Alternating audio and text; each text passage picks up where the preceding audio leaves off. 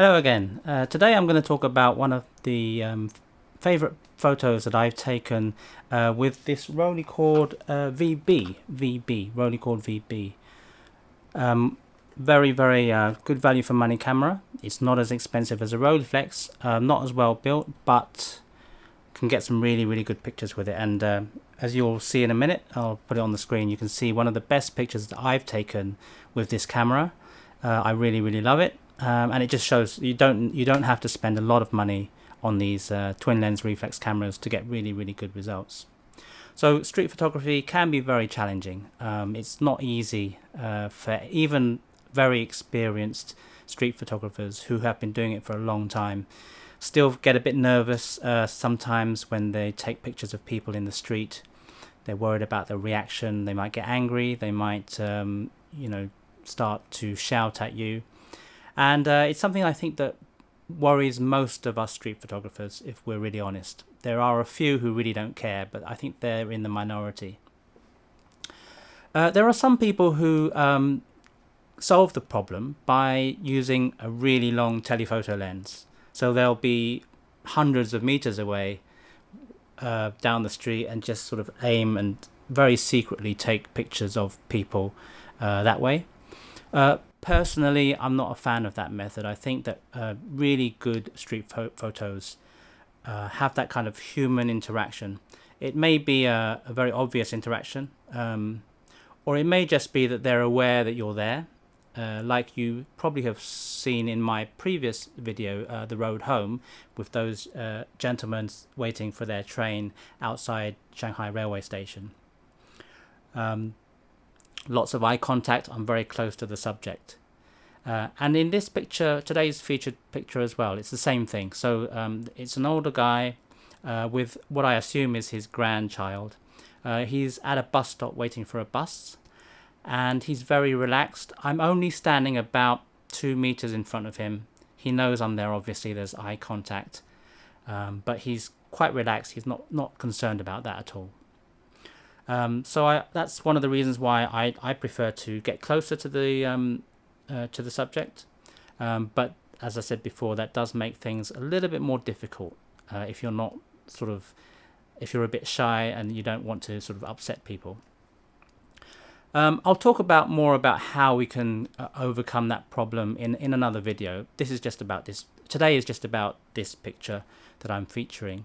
So yes, it was taken actually in 2006, so actually 17 years ago. I think the other thing I like about this picture is that it is quite timeless in the sense that you can't really tell from the photo when it was taken. It could have been 20 years ago, it could have been last week. Really hard to tell, and I think that's another reason why I like this picture a lot. And then there's one other thing that I think a lot of people miss on their first viewing of the photo, especially if they're looking on a smaller screen, like on a smartphone or on Instagram. It's very hard to get some of those details. It's more obvious if you're looking at the photo on a laptop. But what you'll see is, if you look closer, is that the man is actually carrying the child, but he's also he's also smoking a cigarette. He's holding a cigarette in his fingers, and I just thought that was a really nice detail that made the picture a little bit more interesting. So as I say, I think that using the Rolleicord or a Rolleiflex or any other camera like this, where you view at waist level, so it's not so obvious that you're taking the picture, I think that helps taking these kinds of pictures, and it's the reason why I think I've got a lot of really good results of my street photography, mainly using these types of cameras, of which I have quite a few. And again, I'll do another video later explaining all the different cameras that I have. But anyway, so this camera was used to take that photo that you're seeing today. So of course, film is it has its pros and cons though. So obviously very expensive now. Camera film is so expensive.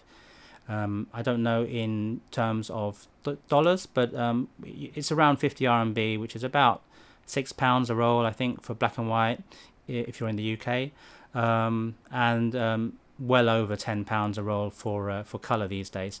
But that can be a benefit because because it's so expensive, you tend to make every picture count. You don't really sort of shoot hundreds of photos a day.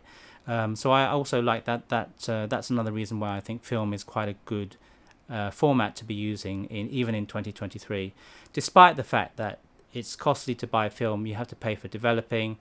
Even if you do it yourself, you still have to buy chemicals.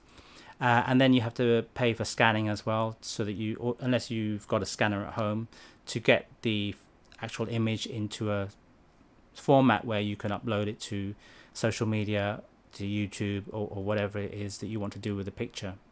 So very, very inconvenient, having to wait as well. But again, that's part of the excitement.